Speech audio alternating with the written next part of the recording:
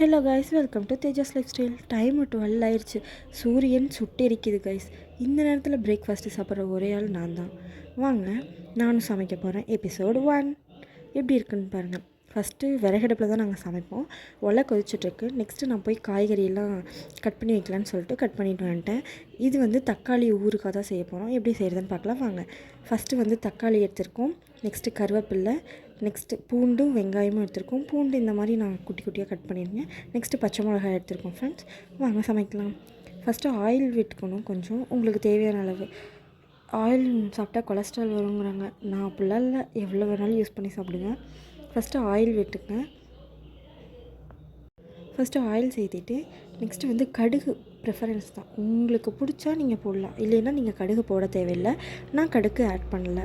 Next பார்த்திங்கன்னா நான் அந்த கட் பண்ணி வச்சுருக்க காய்கறியெல்லாம் போட்டு நல்லா வதக்கிடுவேன். நல்லா வதக்க தான் எண்ணெய் வந்து தனியாக பிரிஞ்சு வரும் கைஸ். எப்படி சமைக்கிறதுன்னு பார்க்கலாம். ஃபஸ்ட்டு வந்து நான் காய்கறியெல்லாம் போட்டுட்டேன். நெக்ஸ்ட்டு வந்து இதை நல்லா ஒரு 2-3 டைம் இப்படி கிளறிட்டு விட்டுருங்க. அதுவே அந்த எண்ணெயில் வந்து நல்லா சுருண்டு வரும். எனக்கு ஆல்ரெடி சமைக்க தெரியும், ஆனாலும் நான் வீடியோக்காக இப்போ தான் கொஞ்சம் எக்ஸ்ட்ரா டிஷ்ஷஸ்லாம் சமைச்சு பழகினேன். அதனால தான் சமைக்கலாம் எபிசோடு 1ன்னு நான் நேம் வச்சுருக்கேன். நெக்ஸ்ட்டு வந்து சாம்பார் தூள் உங்கள் வீட்டில் எல்லார்ட்டையும் இருக்கும். அதில் ஒரு 1/2 ஸ்பூன் போட்டிங்கனாலே போதும். ஏன்னா நம்ம பச்சை மிளகாய் ஆட் பண்ணியிருக்கோம். இது கொஞ்சம் ஆட் பண்ணிவிட்டு இதை வதக்க வேணாம். நெக்ஸ்ட்டு வந்து chilli powder, red chilli powder 1/2 spoon போடுங்க. போட்டுட்டு நல்லா ஃப்ரை பண்ணிங்கன்னா அந்த எண்ணெயிலேயே நல்லா பிரண்டு உங்களுக்கு அப்படியே ஒரு தொக்கு மாதிரி வரும் கைஸ். லாஸ்ட்டில் அந்த வீடியோ ஆட் பண்ணியிருக்கேன் பாருங்கள். கைவிடாமல் நல்லா வதக்கிட்டே இருந்திங்கன்னா அது வந்து நல்லா எண்ணெய் சுருண்டு வரும். கொஞ்சம் கையை விட்டு, அதாவது கரண்டியை எடுத்துட்டிங்கன்னா அதுக்கு அடியில் அடிப்பிடிச்ச மாதிரி ஆயிரும். ஸோ அதை பிரட்டி விட்டுக்கிட்டே இருங்க.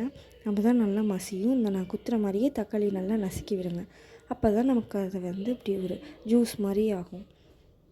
நெக்ஸ்ட்டு என்ன ரெசிபி சமைக்கலான்னு சொல்லி கமெண்ட்டில் சொல்லுங்கள். அதே ரெசிபியை நான் சமைச்சு அடுத்த டைம் காமிக்கிறேன். இப்போ வதக்கியாச்சு. நெக்ஸ்ட்டு கொஞ்சமாக புளித்தண்ணி ஆட் பண்ணணும். புளித்தண்ணி ஆட் பண்ணி அதையும் கொஞ்சம் வதக்கணும். நான் வந்து 2 கரண்டி அளவுக்கு புளி தண்ணி ஊற்றிருக்கேன். உங்களுக்கு எவ்வளோ புளிப்பு வேணுமோ அவ்வளோ ஊற்றிக்கலாம். லாஸ்ட் வீடியோ டெலீட் ஆகிடுச்சு. Bye guys.